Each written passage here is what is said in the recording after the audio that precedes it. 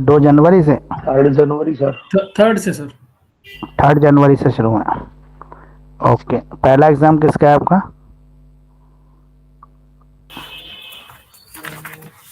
For family law. Family law का। Family law, यानी कि हिंदू लॉ का है पहला पेपर। चलिए, तो कॉन्स्टिट्यूशन जो है वो हम करेंगे आज। सबसे पहले तो हमें ये समझना पड़ेगा कि जो हमारा कॉन्स्टिट्यूशन है ना, वो फेडरल और यूनिटरी दोनों तरह के फीचर्स को लिए हुए। फेडरल मतलब होता है जहाँ पे जो पावर्स होती हैं वो सेंटर और स्टेट दोनों के बीच में डिस्ट्रीब्यूटेड होती हैं।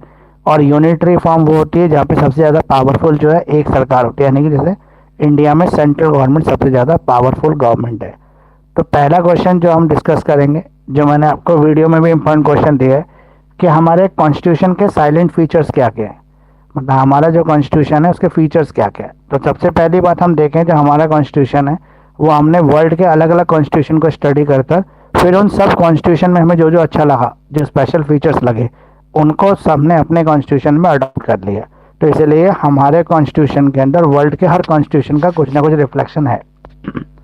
इसके अलावा जो हमारा कॉन्स्टिट्यूशन है वो वर्ल्ड का सबसे लेंथीएस्ट रिटर्न कॉन्स्टिट्यूशन है। मतलब सबसे बड़ा कॉन्स्टिट्यूशन अगर वर्ल्ड में कहीं है और वो भी रिटर्न फॉर्म में, तो वो इंडियन कॉन्स्टिट्यूशन है। उसके बाद अनरिटन कॉन्स्टिट्यूशन यूके में भी है, अमेरिका में जो है उसमें भी रिटर्न कॉन्स्टिट्यूशन है, लेकिन इतना बड़ा कॉन्स्टिट्यूशन कहीं पर भी नहीं जितना बड़ा इंडिया का कॉन्स्टिट्यूशन है। इसलिए इतना बड़ा लेंथियस कॉन्स्टिट्यूशन जो हमारा कॉन्स्टिट्यूशन है, और लगभग हर कंट्री से हमने कुछ ना कुछ इसमें लिया है। इसके अलावा इसके अंदर कई मतलब हमने अपना कॉन्स्टिट्यूशन बनाने के लिए कई सोर्सेज का इस्तेमाल किया, जैसे यूएस लिया हमने, यूके से लिया हमने जो है आयरिश कॉन्स्टिट्यूशन से भी लिया। इसके अलावा हमने ऑस्ट्रेलियन कॉन्स्टिट्यूशन से भी लिया, हर कॉन्स्टिट्यूशन से, फ्रेंच रेवोल्यूशन से भी हमने कुछ चीज़ें ले ली, रशिया के कॉन्स्टिट्यूशन से भी हमने कुछ पार्ट लिए हैं इसके अंदर। तो लगभग हर तरफ से हमने इसके सोर्सेज को इकट्ठा किया है। इसके अलावा इसका फीचर्स एक और है कि हमारे कॉन्स्टिट्यूशन के अंदर एक प्रेम्बल है। प्रेम्बल का मतलब होता है जो कॉन्स्टिट्यूशन को शुरू होने से पहले एक प्रस्तावना होती है, वो प्रस्तावना है इसके अंदर। जैसे हम किताब देखते हैं तो जब किताब हमारी शुरू होती है उससे पहले एक प्रस्तावना लिखी होती है, इसमें राइटर अपना ट्रिब्यूट देता है और साथ साथ ये भी बताने की कोशिश करता है कि इस जो आगे आप किताब पढ़ रहे हैं इस किताब में क्या आपको मिलने वाला है। तो एक तरह से इंट्रोडक्शन होता है। तो जो प्रेम्बल है वो एक इंट्रोडक्शनरी स्टेटमेंट है हमारे कॉन्स्टिट्यूशन की, जो हमें ये बताती है कि जो हमारा इंडियन कॉन्स्टिट्यूशन है वो sovereign, socialist, secular, democratic Republic है। और इसका जो मेन ऑब्जेक्ट है वो क्या है? वेलफेयर ऑफ स्टेट, यानी कि कल्याणकारी राज्य की स्थापना करना। उसके अलावा अगला जो साइलेंट फीचर्स है वो है यहाँ पे डेमोक्रेटिक फॉर्म ऑफ गवर्नमेंट है। हमारे यहाँ पे लोकतंत्र है, मतलब जनता का शासन है और सभी व्यक्ति को इक्वल पॉलिटिकल राइट्स मिले हुए हैं। हर किसी व्यक्ति को फ्री फेयर इलेक्शंस के अंदर जो है वोट देने का अधिकार है और सबकी वोट की वैल्यू एक है, मतलब इक्वल है। इसके अलावा इंडिया जो है वो रिपब्लिक है। रिपब्लिक मतलब हम किसी राजा के अधिकार क्षेत्र के अंदर नहीं है। We are not ruled under the monarch, ठीक है। हम क्या है, एक फ्री स्टेट है जो प्रेसिडेंट के अंदर जो है काम करते हैं। हमारा जो प्रेसिडेंट है, प्रेसिडेंट ऑफ इंडिया, हमारे सबसे पहला फर्स्ट पर्सन है इंडिया का, प्रथम नागरिक जो है भारत का, वो प्रेसिडेंट ऑफ इंडिया है। और उसी के अंदर हम सब लोग जो है रहते हैं, मतलब इंडिया वही चलाता है। लेकिन ये बात अलग है कि प्रेसिडेंट के पास पावर ना हो, कि कॉन्स्टिट्यूशन ने सारी पावर प्राइम मिनिस्टर को दे रखी है, लेकिन नाम प्रेसिडेंट का ही है हर चीज़ में। इसलिए प्रेसिडेंट ही हमारा जो है वो सारी पावर उसी के पास है। और हर बार जो है प्रेसिडेंट का अपॉइंटमेंट किया जाता है 5 साल के लिए। प्रेसिडेंट भी परमानेंट नहीं होता, टेम्पररी रहता है। मतलब ये भी इलेक्टेड हेड होता है, नॉमिनेटेड हेड नहीं होता। इसके अलावा हमारे यहाँ पे यूनियन ऑफ स्टेट है। जैसे अगर हम बात करते हैं अमेरिका की, तो अमेरिका को क्या कहते हैं? यूनाइटेड स्टेट ऑफ अमेरिका, क्योंकि अमेरिका में बहुत सारी छोटी छोटी स्टेट्स हैं जिनको इकट्ठा करके उन्होंने अमेरिका बनाया। लेकिन हर स्टेट का एक अलग राज्य है, हर स्टेट का अपना अलग एक कॉन्स्टिट्यूशन है छोटा छोटा सा, और हर स्टेट्स के अपने रूल्स और रेगुलेशंस हैं। लेकिन इंडिया में ऐसा नहीं है, हम यूनाइटेड नहीं है, हम यूनियन ऑफ इंडिया है। मतलब हम यूनियन है, मतलब हम राज्यों का समूह है, लेकिन सारे राज्य किसके अंदर है? वो है इंडिया के अंदर है। तो India that is Bharat is a union of state, ये स्टेटमेंट हमारे कॉन्स्टिट्यूशन में लिखी हुई है। इसके अलावा हमारा कॉन्स्टिट्यूशन हमें फंडामेंटल राइट और फंडामेंटल ड्यूटीज देता है। हमारे पास कितने फंडामेंटल राइट है? टोटल 6 फंडामेंटल राइट है हमारे पास, जो हमारा कॉन्स्टिट्यूशन हमें देता है। पहला राइट टू इक्वालिटी, दूसरा राइट टू फ्रीडम, तीसरा राइट अगेंस्ट एक्सप्लॉयटेशन, शोषण के विरुद्ध अधिकार, चौथा right to freedom of religion, इसके अलावा रिलीजियन कल्चरल एजुकेशनल राइट, और पांचवा राइट, सॉरी पांचवा तो ये हो गया ना कल्चर और एजुकेशन राइट, और छठा हो गया हमारा कॉन्स्टिट्यूशनल रेमेडीज, उपचार पाने का अधिकार, जो आर्टिकल 32 में सुप्रीम कोर्ट को पावर देता है। अगर कहीं पर भी कोई भी फंडामेंटल राइट्स का वायलेशन हो रहा है तो सुप्रीम कोर्ट उसके अंदर इंटरफेयर करके हमें हमारे फंडामेंटल राइट्स वापस दिला सकती है। जो फंडामेंटल राइट है ये जस्टिफेबल राइट है, मतलब ये जो है हमारे राइट ऐसे, अगर कोई भी हमारे इन राइट को छीनता है तो हमारे पास ये पावर है कि हम सुप्रीम कोर्ट जा सकते हैं, सुप्रीम कोर्ट हमें हमारे अधिकार वापस दिलाएगा। इसके अलावा हमारे कॉन्स्टिट्यूशन के अंदर एक और फीचर है, वो है directive principle of state policy, जिसे शॉर्ट फॉर्म में डीपीएसपी कहते हैं। तो डीपीएसपी इसलिए बनाया गया था कि जब हमारा कॉन्स्टिट्यूशन बन रहा था तो हमारे जो कॉन्स्टिट्यूशन बनाने वाले थे उनके मन में एक सवाल था कि हम पहली बार आज़ाद हो रहे हैं और पहली बार अपना देश चलाने जा रहे हैं, तो हो सकता है हमारा कोई चीफ मिनिस्टर या कोई प्राइम मिनिस्टर ऐसा आ जाए जिसको कंट्री चलाना ना आता हो, तो उसको डायरेक्शन देने के लिए कुछ होना चाहिए। तो उन्होंने फिर डीपीएसपी को बनाया, और डीपीएसपी में गवर्नमेंट को कल्याणकारी राज्य की कैसे स्थापना हो सकती है, वेलफेयर स्टेट की कैसे स्थापना हो सकती है, उसके बारे में गाइडलाइंस दी हुई हैं। फिर आ गया पार्लियामेंट्री सिस्टम। हमारे यहाँ पे किसी राजा का शासन नहीं है, हमारे यहाँ पे पार्लियामेंट्री फॉर्म ऑफ गवर्नमेंट है, यानी कि हर 5 साल में हम अपनी सेंटर गवर्नमेंट अपनी स्टेट गवर्नमेंट को चेंज कर देते हैं। इवन हमारी जो थर्ड गवर्नमेंट है, जिसे एमसीडी कहते हैं, नगर निगम के अंदर जो सरकार है, पंचायतें हैं, उनका भी अपॉइंटमेंट 5 साल के लिए ही होता है। इसके अलावा हमारे यहाँ पे फेडरल स्ट्रक्चर है गवर्नमेंट का, मतलब यहाँ पे डुअल फॉर्म ऑफ गवर्नमेंट होती है, एक जो स्टेट में चलती है और दूसरी जो सेंटर में चलती है। सेंटर और स्टेट दोनों सरकारें जो है एक दूसरे से अलग हैं, और इन दोनों को ही कॉन्स्टिट्यूशन ने अलग सब्जेक्ट से पावर दे रखी है। जैसे राज्यों की पावर की बात करें तो वो स्टेट लिस्ट में है, केंद्र की पावर की बात करें तो वो यूनियन लिस्ट में है। इसके अलावा एक थर्ड लिस्ट और दे रखी है जिसे कॉन्करेंट लिस्ट कहते हैं, जिसपे स्टेट और सेंटर दोनों लॉ बना सकते हैं। इसके अलावा हमारे यहाँ पे यूनिवर्सल एडेड फ्रेंचाइज है, 18 साल से हर बड़े व्यक्ति को वोट देने का अधिकार है और सबकी वोट की वैल्यू इक्वल है। हमारे यहाँ पे सिंगल इंटीग्रेटेड स्टेट है, यानी कि सिंगल सिटीजनशिप का फॉर्मूला अप्लाई होता है।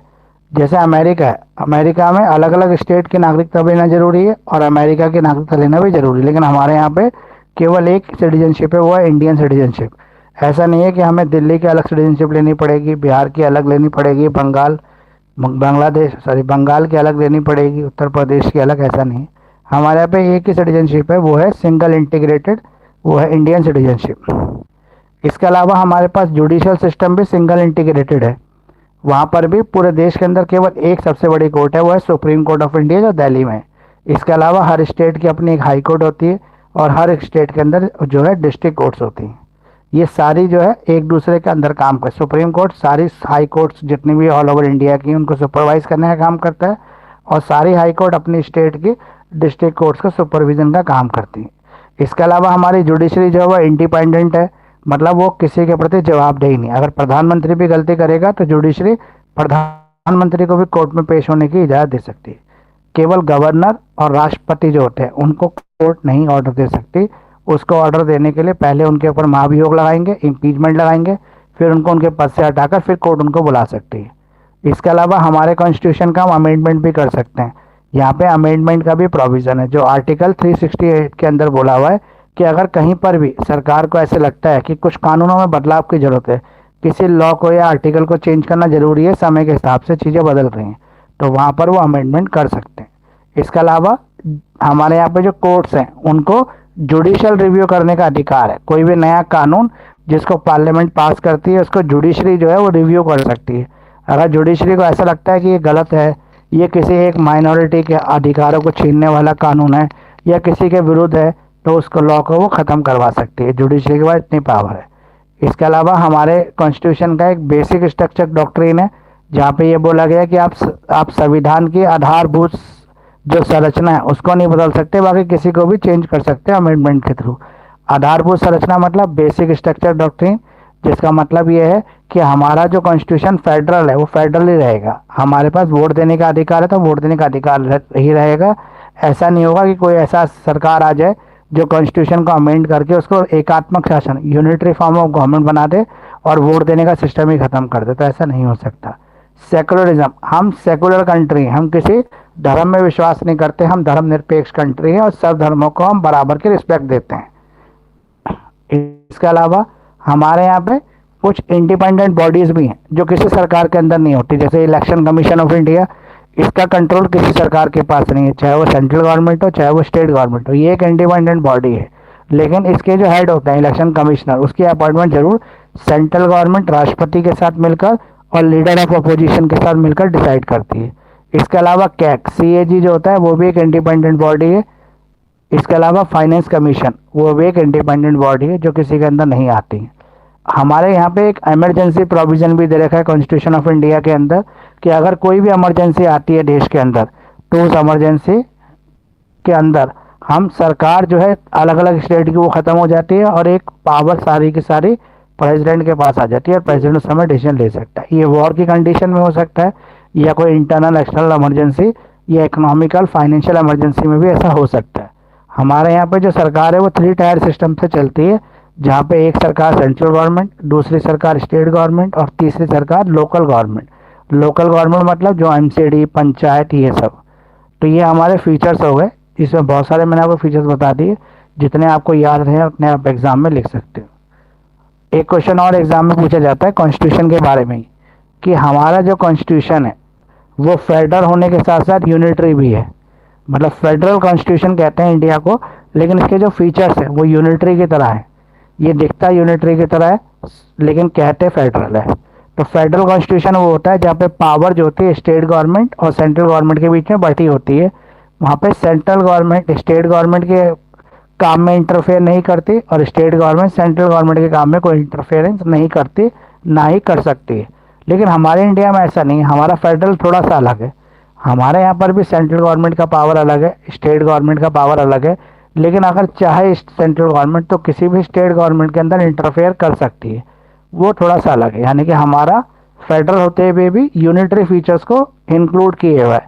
तो गवर्नमेंट के जो पावर्स हैं वो सेंट्रलाइज हैं, अधिकतर जो जो पॉलिसीज होती हैं वो सेंट्रल गवर्नमेंट बनाती है और जो पावर्स हैं वो सेंट्रल गवर्नमेंट से स्टेट गवर्नमेंट को ट्रांसफ़र होती हैं। अगर हम बात करें हमारा कॉन्स्टिट्यूशन फेडरल है या फिर आपका यूनिटरी फॉर्म है, तो सबसे पहले हमें देखना पड़ेगा डिवीज़न ऑफ पावर। हमारे यहाँ पे लॉ बनाने की पावर लेजिस्लेचर के बाद है पास है, और अगर लॉ लागू करने की बात करें तो एग्जीक्यूटिव बॉडी के पास है। लेकिन अगर लॉ के वायलेशन को सज़ा देनी हो, वायलेटर को सज़ा देनी हो या सुपरविजन करना हो लॉ का, तो वो पावर जुडिशरी के पास है। तो यानी कि पावर का डिस्ट्रीब्यूशन कर रखा है हमने, डिवीज़न कर रखा है। तो डिवीज़न ऑफ पावर का मतलब है ये एक फेडरल फॉर्म ऑफ कॉन्स्टिट्यूशन है। लेकिन अगर हम देखें तो यहाँ पे सुप्रीमेसी ऑफ कॉन्स्टिट्यूशन है, मतलब यहाँ पे यूनिटरी फीचर आ गया कि सभी चीज़ों को कंट्रोल करने के लिए कौन है, कॉन्स्टिट्यूशन है। कॉन्स्टिट्यूशन एग्जीक्यूटिव को भी कंट्रोल कर रहा है, लेजिस्लेचर को भी कंट्रोल कर रहा है और जुडिशरी को भी कंट्रोल कर रहा है। हर किसी को पावर कहाँ से मिल रही है, कॉन्स्टिट्यूशन से मिल रही है। तो ये यूनिटरी फीचर हो गया। इसके अलावा हमारा कॉन्स्टिट्यूशन रिजिड है और रिटर्न कॉन्स्टिट्यूशन है। रिजिड मतलब इसको बदलना इतना आसान नहीं है, बहुत मुश्किल तरीके से इसको बदला जा सकता है, और साथ साथ ये एक रिटर्न कॉन्स्टिट्यूशन है। तो रिटर्न कॉन्स्टिट्यूशन को चेंज करना ओरल कॉन्स्टिट्यूशन से ज़्यादा डिफिकल्ट होता है। तो इसलिए ये भी आपका जो है यूनिटरी फॉर्म ऑफ फीचर से दिखाता है। इंडिपेंडेंस ऑफ जुडिशरी, हमारे यहाँ पे जुडिशरी जो है इंडिपेंडेंट है, वो किसी सरकार के कंट्रोल में नहीं है। अगर हम डिस्ट्रिक्ट कोर्ट की बात करें तो उसका सुपरविजन जरूर स्टेट गवर्नमेंट करती है, लेकिन वो स्टेट गवर्नमेंट के अंडर नहीं आती, वो फ्री इंडिपेंडेंट बॉडी है। उसी तरह से अगर हम सुप्रीम कोर्ट और हाई कोर्ट की बात करें तो इनका सुपरविजन सेंट्रल गवर्नमेंट करती है, लेकिन फिर भी ये सेंट्रल गवर्नमेंट के अंडर नहीं आती, ये फ्री है। आर्ग्यूमेंट की बात करें कि यहाँ पे फेडरेशन ऑफ कॉन्स्टिट्यूशन है, मतलब कॉन्स्टिट्यूशन का जो फेडरल फॉर्म है। तो पावर ऑफ गवर्नर, जैसे हर स्टेट गवर्नमेंट में हर स्टेट में अलग अलग सरकार है, लेकिन हर सरकार के ऊपर गवर्नर बैठा रखा है, और गवर्नर कौन देख रहा है, प्रेसिडेंट ऑफ इंडिया। यानी कि सेंट्रल गवर्नमेंट ने अपना बंदा हर स्टेट के अंदर अपॉइंट कर रखा है जिसको गवर्नर का नाम देती है, और उस गवर्नर का काम क्या है, सेंट्रल गवर्नमेंट की पॉलिसीज़ को स्टेट में लागू करना। पार्लियामेंट्री पावर क्या है लेजिस्लेटिव की, कि लेजिस्लेचर जो है वो राज्यों के लिए भी कानून बना सकता है, लेकिन अगर 2/3 मेजोरिटी उसे मिल जाए तब। फिर इमरजेंसी प्रोविज़न में भी हमने देखा कि इमरजेंसी प्रोविज़न में अगर स्टेट के अंदर कोई इंटरनल इमरजेंसी आती है तो स्टेट गवर्नमेंट को बर्खास्त करने की पावर सेंट्रल गवर्नमेंट के पास है। सेंट्रल गवर्नमेंट स्टेट गवर्नमेंट को बर्खास्त करके वहाँ पर कॉन्स्टिट्यूशन वहाँ पर जो है वो शासन लगा देती है, इमरजेंसी लगा देती है। अब जो हमारे कॉन्स्टिट्यूशन के अंदर जो प्रेम्बल है, ये नेक्स्ट क्वेश्चन, जो प्रेम्बल है इंडियन कॉन्स्टिट्यूशन के अंदर, उस प्रेम्बल से हमें क्या पता लगता है, ये प्रेम्बल हमें क्या मैसेज देना चाहता है, या फिर इसके ऑब्जेक्टिव क्या हैं प्रेम्बल के। तो प्रेम्बल के ऊपर क्वेश्चन आपको एग्जाम में आ जाता है, बहुत इंपॉर्टेंट टॉपिक है प्रेम्बल का भी। सबसे पहले आपको पता होना चाहिए कि प्रेम्बल क्या है। तो प्रेम्बल एक इंट्रोडक्शनरी स्टेटमेंट है जो किसी भी डॉक्यूमेंट के इंट्रोडक्शन को देती है, उसको पढ़ने से पहले। तो उसी तरह से प्रेम्बल भी कॉन्स्टिट्यूशन में सबसे पहले है और बाद में इंडियन कॉन्स्टिट्यूशन है। प्रेम्बल जो है एक आइडिया है जो हमें बताता है कि आप इस कॉन्स्टिट्यूशन में क्या देखने जा रहे हैं। अगर हम सोर्स की बात करें तो यहाँ पे nature of Indian state, statement of objective और डेट ऑफ अडॉप्शन, ये 3-4 चीज़ें इंक्लूड की गई हैं। अगर हम अपने कॉन्स्टिट्यूशन की बात देखें कि कॉन्स्टिट्यूशन के अंदर क्या क्या है, तो कॉन्स्टिट्यूशन के अंदर कुछ कीवर्ड्स हैं जो हमें याद रखने चाहिए। जैसे पहला कीवर्ड है we are the people of India, हम भारत के लोग। इसने बोला है कि हम जो भारत के लोग हैं वो इस कॉन्स्टिट्यूशन को बनाते हैं। तो we the people of India indicate the ultimate sovereignty of the people of India. Sovereignty का यहाँ पे मीनिंग क्या है, इंडिपेंडेंट अथॉरिटी है। तो हम भारत के लोग एक इंडिपेंडेंट अथॉरिटी, हमारे पर किसी का शासन नहीं है। सोवरियन है हम, सोवरियन मतलब इंडिपेंडेंट है। हम सोशलिस्ट हैं, सोशलिस्ट मतलब हम मिक्स इकोनॉमी को अपनाने वाले सामाजिक लोग हैं। हम सेक्युलर हैं, हम किसी भी रिलीजन को नहीं मानते, हम सब धर्म को मानते हैं। इसके अलावा हम डेमोक्रेटिक है, हम डेमोक्रेटिक फॉर्म ऑफ गवर्नमेंट में बिलीव करते हैं जहाँ पे जनता अपना नेता खुद चुनती है। इसके अलावा हम रिपब्लिक है, रिपब्लिक मतलब प्रेसिडेंट का रूल चलता है हमारे यहाँ पे। और अगर हम ऑब्जेक्टिव की बात करें तो इंडियन कॉन्स्टिट्यूशन में प्रेम्बल के क्या ऑब्जेक्टिव हैं, तो प्रेम्बल का ऑब्जेक्टिव क्या है, इंटीग्रिटी और सोशलिटी, इसको बनाए रखना, सामाजिकता एकता को बनाए रखना, ये इसका मेन काम है। इसके अलावा promote harmony through out the nation, पूरे भारत में हार्मनी, हार्मनी मतलब मिलनसार भाईचारा फैलाना। अगर हम फैक्टर की बात करें तो हमारे प्रेम्बल के अंदर कुछ इंपॉर्टेंट वर्ड यूज हुए, जैसे जस्टिस, जस्टिस मतलब न्याय, सबको बराबर से न्याय मिलना चाहिए। जो न्याय है उसमें 2 तरह के न्याय की बात की गई है यहाँ पे, सोशल जस्टिस और इकोनॉमिक जस्टिस, और तीसरा पॉलिटिकल जस्टिस। तो 3 जस्टिस हैं।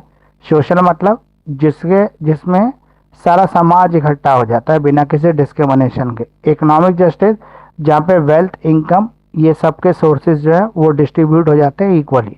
और पॉलिटिकल जस्टिस जहाँ पे राजनीतिक अधिकार सबको बराबर मिलते हैं, जैसे इलेक्शन में फाइट करना, ये सब।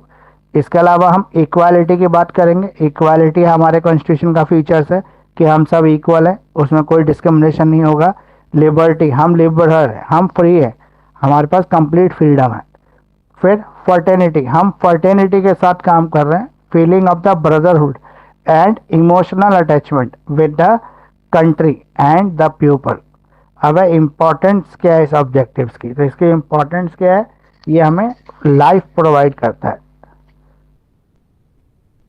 ठीक है, प्रेम्बल भी हो गया हमारा। प्रेम्बल में ना कुछ 2-3 केस इंपॉर्टेंट है, जैसे केशवानंद भारती केस, बैरूबेरी केस, इन केसेस को भी आप पढ़ लेना। अगर ज़्यादा आंसर को डिटेल में ले जाना हो तो ये केसेस आपके काम आ सकते हैं। फिर हमारे कॉन्स्टिट्यूशन के अंदर हमें कुछ फंडामेंटल ड्यूटीज़ दी गई है। वो फंडामेंटल ड्यूटीज़ क्या है, तो आपको पता होगा जब हमारे देश में इमरजेंसी लगी हुई थी तो इंदिरा गांधी जी ने हमारे देश के अंदर बहुत सारे कॉन्स्टिट्यूशन में अमेंडमेंट किए। उन्हीं में से एक अमेंडमेंट था जो 42nd अमेंडमेंट किया गया था। उसी में से एक अमेंडमेंट था कि हमने अपने कॉन्स्टिट्यूशन के अंदर फंडामेंटल ड्यूटीज़ को भी अडॉप्ट कर लिया। तो इंदिरा गांधी का इसके पीछे मकसद ये था कि अगर लोगों को हम अधिकार दे रहे हैं तो अधिकार के साथ साथ उनको हमें जो है जिम्मेदारियां भी देनी पड़ेंगी, मतलब उनकी एक जिम्मेदारी भी है। फॉर एग्जांपल, आपके पास फंडामेंटल राइट है कि फ्रीडम ऑफ स्पीच, आपके पास बोलने की आज़ादी है, लेकिन आपकी ड्यूटी ये है कि आप कोई भी ऐसी चीज़ नहीं बोलोगे जो किसी दूसरे की भावना को हर्ट करती हो, या जिससे किसी दूसरे के धर्म को या किसी के दूसरे के व्यवहार को या उसकी जाति को कोई गाली दी जाए। उस तरह की चीज़ आप नहीं कर सकते। फ्रीडम का मतलब गलत इस्तेमाल करना नहीं है। तो 1976 में 42nd अमेंडमेंट में इंदिरा गांधी ने इमरजेंसी के दौरान ये चेंज करके फंडामेंटल ड्यूटीज़ को इंक्लूड किया था। और आज हमारे पास 11 फंडामेंटल ड्यूटीज़ हैं, और ये वही ड्यूटीज़ हैं जो हर भारतीय नागरिक का कर्तव्य है, जैसे अपने संविधान की रिस्पेक्ट करना, अपने राष्ट्रीय झंडे की रिस्पेक्ट करना, अपने नेशनल एंथम की मतलब अपने राष्ट्रगान की रिस्पेक्ट करना। इसके अलावा जितने हमारे फ्रीडम फाइटर स्ट्रगल्स में शहीद हुए उन सब शहीदों को सम्मान देना, ऐसा ना उनको गाली गलौज करना। इसके अलावा कंट्री की सोवरेनिटी, देश की सोवरेनिटी, यूनिटी, इंटीग्रिटी को बनाए रखना, ये कोशिश करना कि ये प्रभावित ना हो। इसके अलावा नेशनल सर्विस, अगर कभी भी देश आपको अपनी सेवा के लिए बुलाता है, फॉर एग्जांपल मान लो इंडिया और चाइना की लड़ाई हो गई और फोर्स कम पड़ रही है और देश में एक ऑर्डर आ गया कि जो भी 20 साल से 30 साल के बीच के लोग हैं वो सारे आर्मी में आ जाओ, तो आपको जाना पड़ेगा क्योंकि देश आपको अपनी सेवा के लिए बुला रहा है। इसके अलावा हमें भाईचारे के साथ जो है एक दूसरे के साथ रहना पड़ेगा। अलग अलग धर्म के लोग हैं यहाँ पे, अलग अलग भाषाओं के लोग हैं, अलग अलग रिलीजन के लोग हैं, अलग अलग क्षेत्र के लोग हैं, तो सबके साथ मिलकर हमें रहना होगा। इसके अलावा हमारा तो जो इतना रिच हेरिटेज है इंडिया का, जैसे हमारे रामायण है, भगवत गीता है, कुरान है, इन सब का हमें रिस्पेक्ट करना पड़ेगा क्योंकि ये हमारा रिच हेरिटेज है। इसके अलावा हमें साइंटिफिक टेम्पर, ह्यूमनिज्म और स्पिरिट ऑफ इंटीग्रिटी, इस सब को फॉलो करना होगा। हमें सेफगार्ड करना होगा पब्लिक प्रॉपर्टी को, जो सार्वजनिक संपत्ति है उनको हम नुकसान नहीं पहुंचाएंगे, ये हमें ध्यान रखना पड़ेगा क्योंकि बहुत सारे लोग सार्वजनिक संपत्तियों को भी नुकसान पहुंचा देते हैं। उसके अलावा 10वां है हमारा, हम excellence in all spheres of individual and collective activity so that nation consider rises the higher level of individual of achievement. हमेशा हमें अपना सर्वश्रेष्ठ उपयोग देना पड़ेगा ताकि हमारा देश जो है हमेशा आगे रहे। और लास्ट जो 11th है आपका वो है, हमें अपॉर्चुनिटीज़ देनी पड़ेगी बच्चों को अच्छी एजुकेशन के लिए। जब तक वो 14 साल के ना हो जाए तब तक उनको स्कूल जाने से कोई नहीं रोक सकता। ये फंडामेंटल ड्यूटीज है, मतलब माँ बाप को बच्चों को स्कूल भेजना ही पड़ेगा जब तक वो 14 साल के नहीं हो जाते तब तक। अच्छा, फंडामेंटल राइट्स क्यों लाए थे? तो फंडामेंटल इसलिए लाए थे कि हमारे कॉन्स्टिट्यूशन के अंदर बहुत सारे ना राइट्स दे रखे थे, 6 राइट्स दे रखे थे, लेकिन उस राइट्स के पीछे कभी ये नहीं बोला गया था कि ये राइट जब भी मिलेंगे आपको जब अपनी ड्यूटीज़ यानी कि आपके कर्तव्य भी हैं अधिकारों के साथ साथ, तो कर्तव्यों के लिए फंडामेंटल ड्यूटीज़ को आगे जाके इंट्रोड्यूस किया गया। अगर हम फंडामेंटल राइट्स की बात करें, जैसे मैंने पहले भी आपको बता दिया था कि हमारे पास 6 फंडामेंटल राइट हैं और 6 के 6 फंडामेंटल राइट्स के अपने कैरेक्टरिस्टिक्स हैं, अपने फ़ायदे हैं, अपने नुकसान हैं। तो ये ओवरऑल आपको इसको भी लिखने को आ सकता है कि हर जो फंडामेंटल राइट है उसका क्या फ़ायदा है, क्या नुकसान है, और क्या ये फंडामेंटल राइट होना चाहिए कि नहीं होना चाहिए। तो ये फंडामेंटल राइट जो पढ़ोगे तो ये बहुत ईजी, ज़्यादा मुश्किल तो है नहीं। अब है आपका जो फंडामेंटल राइट है वो किस परिस्थिति के अंदर ग्रांट किए गए थे कॉन्स्टिट्यूशन के अंदर। तो आर्टिकल 358 जो इंडियन कॉन्स्टिट्यूशन है वो proclamation of the emergency is made under the president के अंदर अगर कोई इमरजेंसी लगानी हो तो आर्टिकल 352 में नेशनल इमरजेंसी लगाई जा सकती है। जैसे एक्सटर्नल अटैक हो जाए, मतलब बाहर से कोई देश हमारे पर हमला कर दे या देश के अंदर ही कुछ लोग लाठी डंडे हथियार लेके जो है सड़कों पर उतर आए, तो हम आर्टिकल 352 का इस्तेमाल करके इमरजेंसी लगा सकते हैं। और इस इमरजेंसी का पीरियड के लिए कोई डिटेल है वो बोली नहीं गई, जब तक पूरी तरह से शांति ना हो जाए तब तक वो जो धरना वो जो लगा हुआ है बंद कर्फ्यू वो लगा रहेगा। क्या किसी परिस्थिति के अंदर फंडामेंटल राइट को सस्पेंड किया जा सकता है? तो डेफिनेटली फंडामेंटल राइट को सस्पेंड किया जा सकता है। कब किया जाता है? जब इमरजेंसी की पोजीशन हो, जब देश की आज़ादी खतरे में हो, तब हम किसी भी नागरिक के जो फंडामेंटल राइट्स हैं उनको थोड़ी देर के लिए सस्पेंड कर देते हैं, बोलते हैं भाई बाद में यूज़ कर लेना, अभी मत करो। इसके अलावा जो हमारा राइट टू इक्वालिटी है उसके अंदर अलग अलग एस्पेक्ट्स आते हैं। राइट टू इक्वालिटी एक फंडामेंटल राइट है, लेकिन इसके अंदर और भी एस्पेक्ट इंक्लूडेड है जो आर्टिकल 14 को कवर करते हैं। तो यहाँ पे हमें ये समझना पड़ेगा, जो हमारा राइट टू इक्वालिटी वो कहता है कि हर एक सिटीजन, जो भी सिटीजन है वो इक्वल है, उनकी लिबर्टीज इक्वल है, उनके राइट्स इक्वल हैं, वो इक्वल सिटीजन ट्रीट किए जाते हैं पूरे भारत में। मतलब ऐसा नहीं होगा कि तमिलनाडु में अलग हो गया, दिल्ली में अलग हो गया या बॉम्बे में अलग, ऐसा नहीं होगा, सब जगह इक्वल ही रहेगा उसके पास। और जो ये राइट टू इक्वालिटी है अंडर 14, ये कहता है आपको इक्वालिटी ऑफ स्टेटस, मतलब जितने भी देश में कानून बनाए जाएंगे वो सबके ऊपर इक्वली लागू होंगे, उसके अंदर कोई भेदभाव नहीं होगा। इसके अलावा हमारी कंट्री के अंदर रूल ऑफ लॉ बना रहेगा। रूल ऑफ लॉ मतलब कानून का शासन बना रहेगा। इसके अलावा जो गारंटी है वो सिटीजन्स के लिए और नॉन सिटीजन दोनों के लिए एप्लीकेबल है, और ये सभी पर्सन्स के ऊपर अप्लाई होती है जो नेचुरल एज वेल एज जुरिस्टिक्स है। तो हमें एक बार और समझना पड़ेगा, यहाँ पे दो चीज़ें हैं जो कानून के लिए बोली गई हैं, एक इक्वालिटी बिफोर लॉ, एक equal protection of the law. Equality before law का मतलब है कानून के सामने सभी व्यक्ति समान है, चाहे वो अमीर हो, चाहे वो गरीब हो, चाहे वो किसी अच्छी सरकारी नौकरी में हो, किसी अच्छी इन्फ्लुएंशियल पोजीशन पे हो, लेकिन लॉ सबको एक जैसा ट्रीट करता है। एक प्रधानमंत्री अगर कोई गुनाह करता है और एक साधारण मनुष्य जो किसी झुग्गी में रहता है, झोपड़ी में रहता है, गरीब घर का आदमी, वो कोई गुनाह करता है, तो दोनों अगर सेम गुनाह करते हैं तो दोनों को बराबर सजा मिलेगी। ऐसा नहीं होगा कि प्रधानमंत्री को कम सजा मिलेगी और एक गरीब आदमी को ज़्यादा सजा मिल जाएगी, तो सबको एक जैसी सजा मिलेगी। इसके अलावा लॉ ये भी इंश्योर करता है कि कोई डिस्क्रिमिनेशन नहीं होना चाहिए, सबको एक जैसा ट्रीटमेंट मिलना चाहिए। लॉ ये भी आपको इंश्योरिटी देता है कि सबके लिए इक्वल होना चाहिए और इक्वली एडमिनिस्ट्रेशन किया जाना चाहिए एग्जीक्यूटिव बॉडी के थ्रू, और जो सब्जेक्ट है इंडिविजुअल्स का उसके jurisdiction all over country same होनी चाहिए। अब यह है equal protection of the law. Equal protection कैसे रहेगी लॉ से, मतलब कानून जो है सबको बराबर से सहायता करेगा। For example equality before the law, कानून के सामने सब समान है, तो कानून सबकी सुरक्षा भी समान ही करेगा क्योंकि सब समान लोग हैं, उसमें कोई भेदभाव नहीं कर रहा है, तो सुरक्षा के टाइम पे भी कोई भेदभाव नहीं होगा। इसके अलावा अगर हम बात करें तो पहली बार जब हमने कॉन्स्टिट्यूशन का अमेंडमेंट किया था तो 14th अमेंडमेंट था ये। इसके बाद हमने कानून में ये लाइन डाल दी कि जो कानून है वो सबकी समान रक्षा करेगा, मतलब चाहे वो अमीर है, गरीब है, कि या स्त्री है, पुरुष है, किसी जाति समुदाय का है, कानून के सामने सब बराबर है, वो सबको समान सुरक्षा देगा। ऐसा नहीं होगा एक व्यक्ति को ज़्यादा और एक व्यक्ति को कम देगा, चाहे वो किसी भी टेरिटरी में रहता हो, बिना किसी डर के, बिना किसी डिस्क्रिमिनेशन के वो जस्टिस के लिए आ सकता है। तो ये आपको एग्जाम में इसका डिफ्रेंशिएशन भी आ सकता है, इक्वालिटी बिफोर लॉ और equal protection of the law, इसका आप डिफ्रेंशिएशन भी कर लेना। आर्टिकल अगर हम 14 की बात करें तो यहाँ पे जो कॉन्स्टिट्यूशन इंडिया कहता है कि हमारे भारत के अंदर फॉरबिट किया हुआ है, मतलब रोक लगा रखी है क्लास लेजिस्लेशन के ऊपर, कि आप वर्गों के थ्रू डिवीज़न नहीं कर सकते। वर्गों के थ्रू मतलब फॉर एग्जांपल जाति के आधार पर बंटवारा करना, लोगों का अमीर गरीब के आधार पर बंटवारा करना, इस तरह का बंटवारा करना अलाउड नहीं है। तो यहाँ पे क्लासिफिकेशन जो है वो प्रोहिबिटेड है। तो क्लास लेजिस्लेशन जिसे हम रीजनेबल क्लासिफिकेशन भी कहते हैं वो इंडिया के अंदर प्रोहिबिटेड है, और ये universal application for all person who are not by nature amendment circumstances in the same position.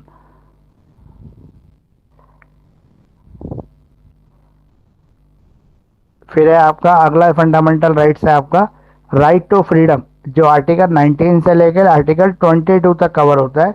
ये freedom of speech and expression के नाम से भी जाना जाता है, जिसे राइट टू फ्रीडम भी कहते हैं।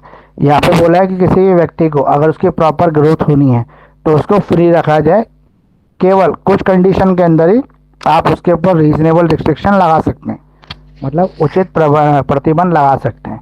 तो जैसे 6 फंडामेंटल राइट और 6 के 6 फंडामेंटल राइट कॉन्स्टिट्यूशन हमें दे रहा है। तो राइट टू फ्रीडम के अंदर कौन कौन से राइट्स आते हैं, सबसे पहले आर्टिकल 19। आर्टिकल 19 कहता है कि आपके पास कौन कौन सी फ्रीडम है। Freedom of speech and expression है, फ्रीडम ऑफ असेंबली है, फ्रीडम ऑफ एसोसिएशन है, फ्रीडम ऑफ मूवमेंट है, फ्रीडम ऑफ रेजिडेंस है और फ्रीडम ऑफ प्रोफेशन है। ये टोटल आपके पास 6 तरह की फ्रीडम हो गई। आर्टिकल 20 कहता है कि protection with respect to the convictions of an offence, अगर आपने कोई ऑफेंस किया है तो आपको ये प्रोटेक्शन देगा। आर्टिकल 21 कहता है right to life and personal liberty, कि हमें अपनी जीवन जीने का अधिकार है, राइट टू लाइफ है, और पर्सनल लिबर्टी है, व्यक्तिगत आज़ादी है। 21A कहता है राइट टू एलिमेंट्री एजुकेशन, कि हमारे पास एलिमेंट्री यानी कि बेसिक प्राथमिक शिक्षा पाने का अधिकार है। हर बच्चा जो भारत में पैदा हुआ है वो प्राथमिक शिक्षा ले सकता है और उसको उसकी प्राथमिक शिक्षा का पूरा भार भारत सरकार उठाएगी। एलिमेंट्री एजुकेशन इंडिया में फ्री है। Protection against arrest and detention in certain cases, कुछ केसेस के अंदर अगर एक व्यक्ति को, निर्दोष व्यक्ति को कभी अरेस्ट किया जाता है तो उसको अरेस्ट करने से और डिटेंशन करने से रोक देता है। आर्टिकल 19 की बात करें तो यहाँ पे हमारे पास टोटल 6 फ्रीडम है। 6 फ्रीडम है, freedom of speech and expression, freedom of assemble और फ्रीडम ऑफ एसोसिएशन और unions, cooperative society. Feature to move freely, हमें बिना किसी के डर के, बिना किसी के डरे हुए हमें फ्रीली मूव करने का पूरा अधिकार है। पूरे भारत में हम कहीं भी मूव कर सकते हैं, अपने बिजनेस चला सकते हैं, अपने घर को रख सकते हैं, हमें कोई नहीं रोकेगा। और इसके अलावा हम किसी भी प्रोफेशन को भी अपना सकते हैं, केवल उसकी आर्थिक योग्यता जो है, उसके जो एजुकेशनल स्किल्स है उसको डेवलप करना होगा। आर्टिकल 20 कहता है आपका, यहाँ पे हम रिस्पेक्टिव क्रिमिनल लेजिस्लेशन की बात करते हैं और डबल जियोपार्डी यानी कि एक व्यक्ति को एक ही गुनाह के लिए 2 बार सजा देना अलाउड नहीं है।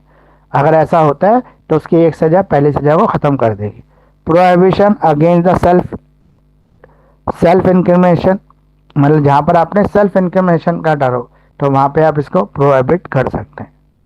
तो ये आपके फंडामेंटल राइट हो गए, 6 फंडामेंटल राइट जो हमारे सिलेबस को भी कवर करते हैं। ठीक है, और कौन सा क्वेश्चन आपको कराना है? इसके अलावा अगर हम देखें तो कॉन्स्टिट्यूशन ऑफ इंडिया जो है फ्रीडम ऑफ रिलीजन की भी बात करता है।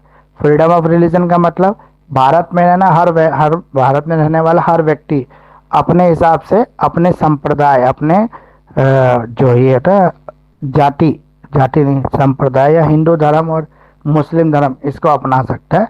इसमें किसी तरह की कोई रोक टोक नहीं है। आर्टिकल 25 से लेकर आर्टिकल 28 इसी चीज़ों को कवर करने के लिए बनाया गया। जैसे आर्टिकल 25 यहाँ पे कहता है freedom of conscience and the free profession, practice and propagation of religion. Article 25 जो गारंटी करता है freedom of conscience, the freedom of profession, practice and propagate the religion to all citizen. सभी धर्मों को पालने की यहाँ पे पूरी तरह आज़ादी है। सभी धर्मों के लोग अपने धर्म की पूजा संस्कार अपने हिसाब से कर सकते हैं। इसके अलावा आर्टिकल 26 कहता है freedom to manage religious affair, जो धार्मिक प्रपंच होते हैं, जो धार्मिक कर्मकांड होते हैं, उनको डील करने का काम आर्टिकल 26 को दिया गया है। तो आर्टिकल 26 क्या कहता है? Provide that every religious domination has the following right subject to morality, health and public order. इसके अलावा नेक्स्ट जो है freedom as the payment of taxes for promotion of any particular region. तो इसमें आपका क्या कह रहा है?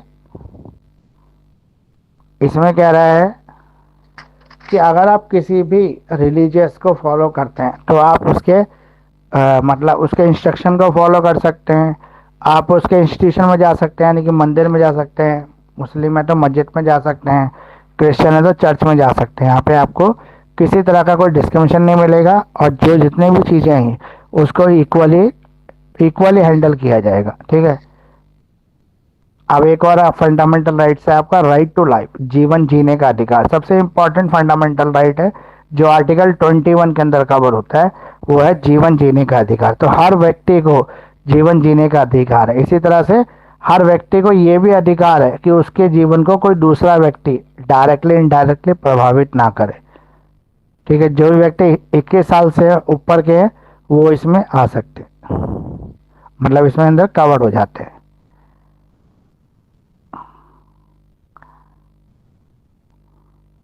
अब कौन सा रह गया है?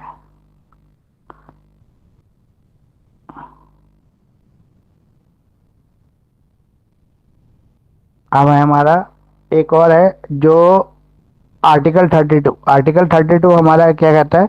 आर्टिकल 32 हमारा ये कहता है कि जो कॉन्स्टिट्यूशन है, ठीक है, उसकी जो आत्मा है वो आर्टिकल 32 है। डॉक्टर भीमराव अंबेडकर ने जब उनसे पूछा गया तो उन्होंने कहा कि अगर हम हार्ट एंड सोल कहें, संविधान के दिल की बात करें, तो संविधान का जो दिल है, हार्ट एंड सोल जो है, इसकी जो आत्मा है वो आर्टिकल 32 है। आर्टिकल 32 का मतलब ये है कि ये आपको रेमिडीज देती है।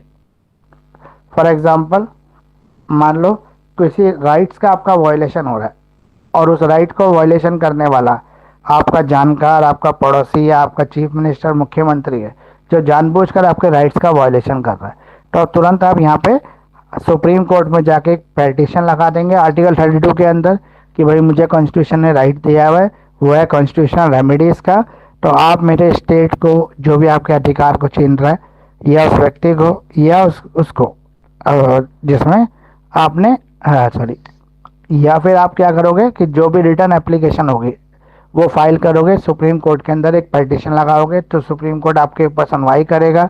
और अगर सुप्रीम कोर्ट को ऐसा लगता है कि सच में आपके फंडामेंटल राइट्स का वायलेशन हो रखा है, तो सुप्रीम कोर्ट आपके राइट्स आपको वापस दिला देगा। इसके लिए राइट्स वापस दिलाने के लिए सुप्रीम कोर्ट के पास एक तरीका है, वो है रिट इशू करना।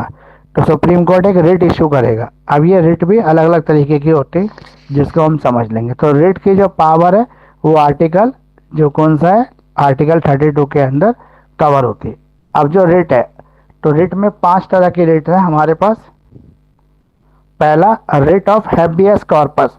तो हैबियस कॉर्पस का मतलब ये है, protect the fundamental right to liberty of an individual against the unlawful detention.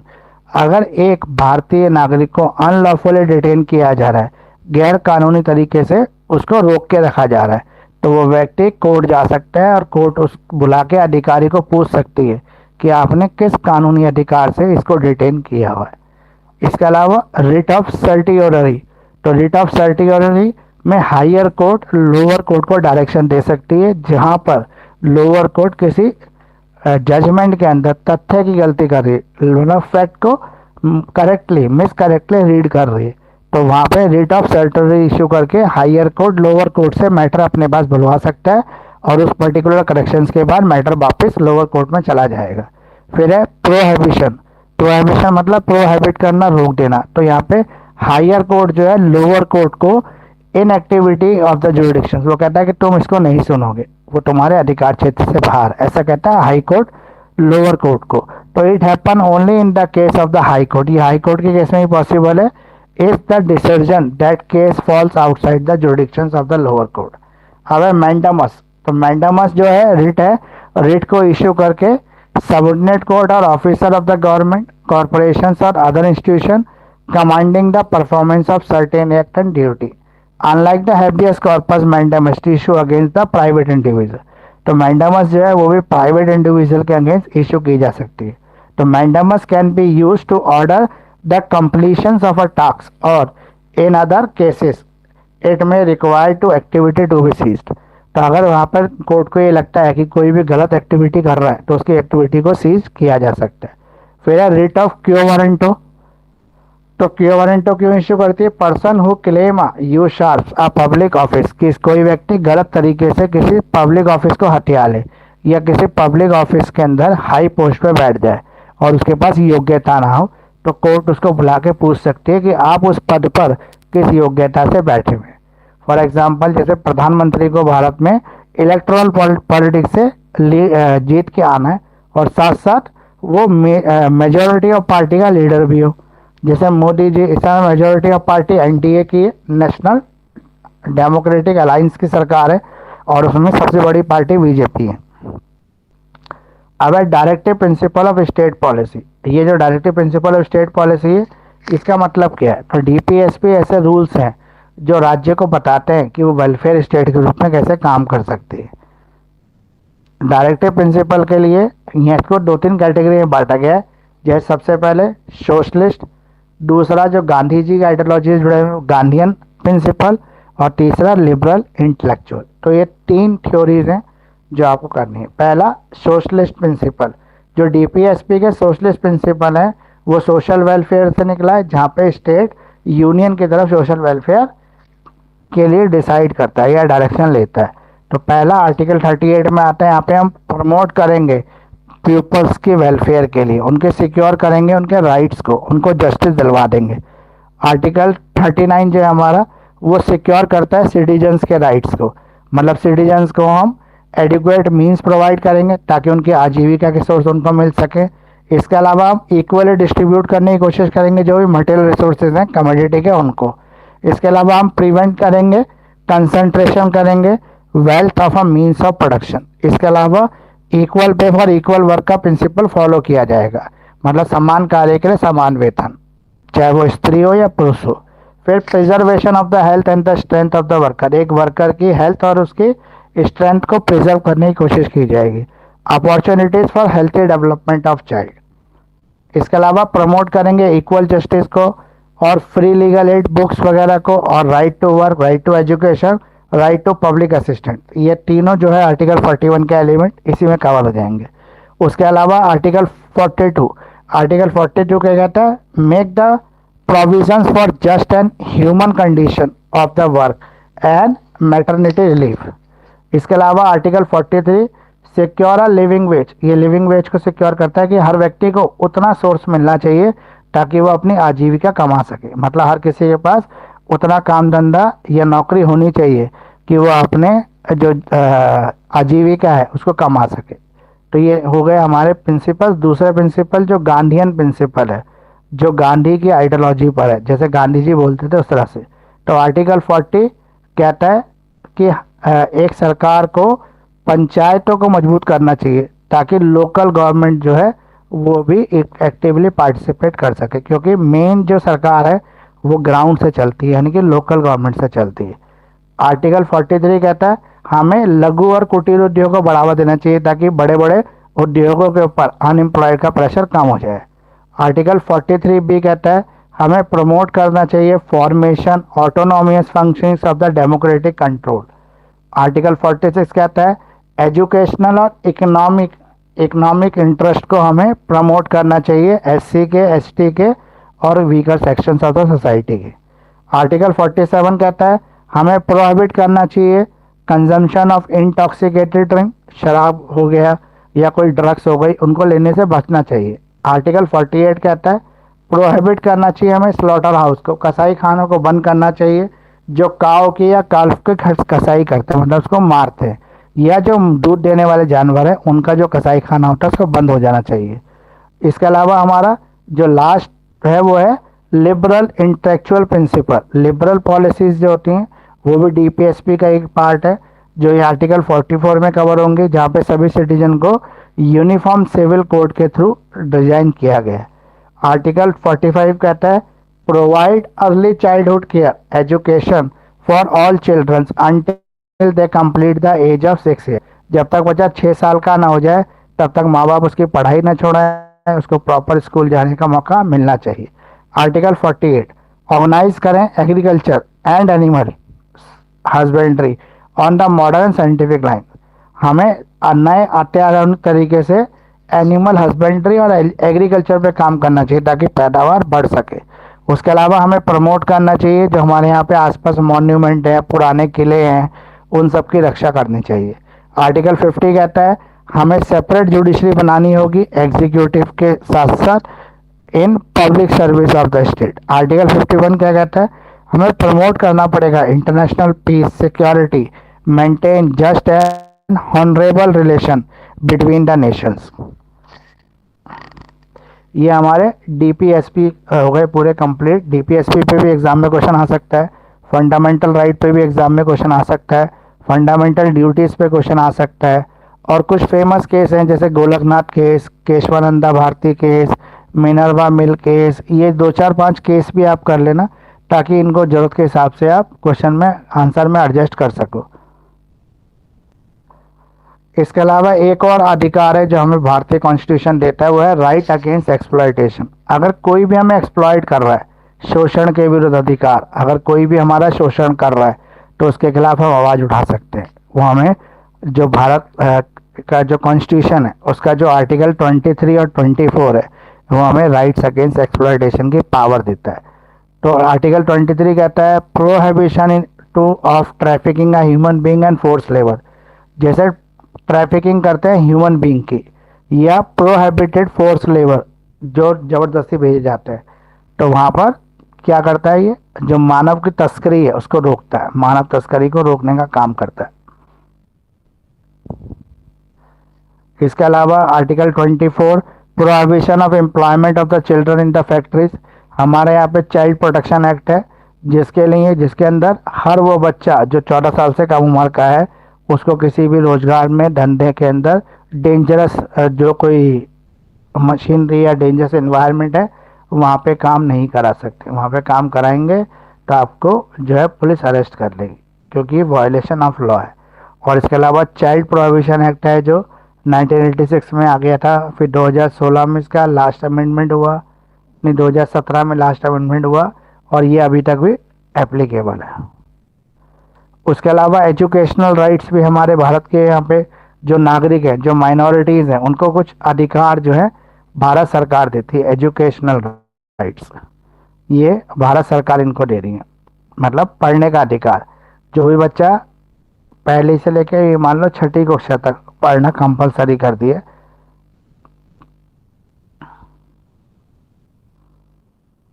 ठीक है, एक डबल जियो पार्टी का कॉन्सेप्ट होता है। डबल जियो पार्टी का मतलब है एक ही व्यक्ति को एक ही गुनाह के लिए दो बार सजा मिल जाना। फॉर एग्जाम्पल, ए ने बी का मर्डर किया और मर्डर करने के बाद वो ए के घर में आके बी के घर में आके घुस गया। अब जब पुलिस ने सर्च किया तो उसके घर में से बी निकल गया और पुलिस ने उसको अरेस्ट कर लिया। ठीक है, अब उसने तो चोरी की है इसलिए पुलिस ने उसको अरेस्ट किया है, लेकिन दूसरा व्यक्ति जिसके घर में वो छुपा था झूठ बोलकर, उसने कोई भी गलती नहीं की, लेकिन फिर भी पुलिस उसको अननेसेसरी एक्सप्लॉइट करती है, ह्यूमिलेट करती है, परेशान करती है। तो इसके लिए उसके पास एक राइट है। राइट क्या है? Right against exploitation. वो कोर्ट जाके पूछ सकता है कि मुझे किस कंडीशन के अंदर ये सब मेरे साथ हो रहा है, मतलब क्यों ऐसी चीज़ें मेरे साथ प्रैक्टिस की जा रही हैं, जबकि उसका कोई फॉल्ट नहीं है फिर भी। तो आपने ये देखा कि जो कॉन्स्टिट्यूशन 1 है उसमें बेसिकली जो है सारा जो है पहले का सेट है, मतलब किसी की पावर को डिटेल में डिस्कस नहीं किया है। जैसे राष्ट्रपति की क्या पावर है, प्रधानमंत्री की क्या पावर है, और इसके अलावा जो और भी जो है जैसे आपके स्टेट के चीफ मिनिस्टर, इनकी क्या पावर, ऐसा कुछ नहीं पूछा हुआ। क्यों नहीं पूछा हुआ? क्योंकि कॉन्स्टिट्यूशन अभी आगे पूछेगा, वो कॉन्स्टिट्यूशन 2 के अंदर कवर होगा। तो ये हमारा कंप्लीट हो गया कॉन्स्टिट्यूशन, जो इम्पोर्टेंट टॉपिक थे, जो मैंने क्वेश्चन भी आपको यूट्यूब पे शेयर किए और सारे डिस्कस कर दिए। कोई आपको पूछना हो, कोई रह गया हो तो आप पूछ लो एक बार।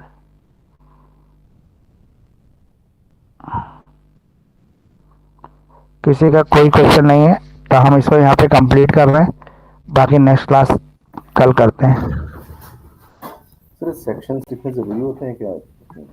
देखो, सेक्शन जितने लिख सकते हो उतना अच्छा है। यहाँ पे तो आर्टिकल्स हैं। जी। ठीक है, वैसे माँ शाकुंभरी की यूनिवर्सिटी की डेटशीट मुझे लग रहा नहीं अभी तक आई है, और सेक्शन नहीं, आर्टिकल, जितने आर्टिकल लिख सकते हो उतना अच्छा है। केस लॉस केस लॉस भी 4-5 जो मेन केस लॉस मैंने बताए थे आपको, वो तो कर ही लो। गोलकनाथ केस, केशवानंदा भारती केस, मीनल मिल केस, ऐसे 4-5 जो मेन केस है ना, वो तो आपको पता ही होना चाहिए। Vishakha versus state of Rajasthan, ऐसे कुछ केस है जो फेमस केसेस है, ये आपको पता होने चाहिए, क्योंकि इनको आप कहीं भी यूज़ कर सकते हो। कॉन्स्टिट्यूशन के अंदर तो केसेस को यूज़ कर सकते हो।